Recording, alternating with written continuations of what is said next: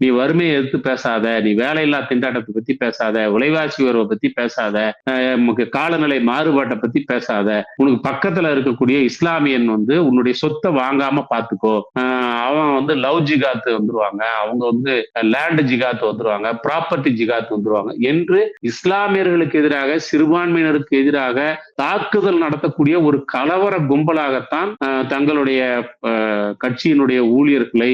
மதம் என்ற ஒரு நம்பிக்கையிலிருந்து வரக்கூடிய அல்லது கடவுள் நம்பிக்கையின் கொண்டிருக்கக்கூடிய இளைஞர்களை ஒரு கரவலக்காரர்களாக மாற்றக்கூடிய வேலையைத்தான் அவர் செய்து கொண்டிருக்கிறார் ஒழிய அவருடைய டபுள் என்ஜின் சர்க்கார் எந்த மாநிலத்திலும் ஏதாவது ஒரு இண்டிகேட்டர்ல தமிழ்நாட்டை விட, கேரளாவை விட, கர்நாடகாவை விட முந்தி இருக்கிறது என்று காட்ட சொல்லும். குற்றங்கள்ல வேணா அதிகமா இருக்கலாம், அல்லது வறுமையில அதிகமா இருக்கலாம், கல்லாமையில அதிகமா இருக்கலாம், தனிநபர் வருமானத்துல குறைவா இருக்கலாம். இந்த மாதிரியான விஷயங்கள்ல தான் நாம் எதிர்மறையான விஷயங்களில் தான் இரட்டை என்ஜின் ஆட்சி நடக்கக்கூடிய மாநிலங்களில் பாஜக கொடுத்து கொண்டிருக்கிறதே ஒழிய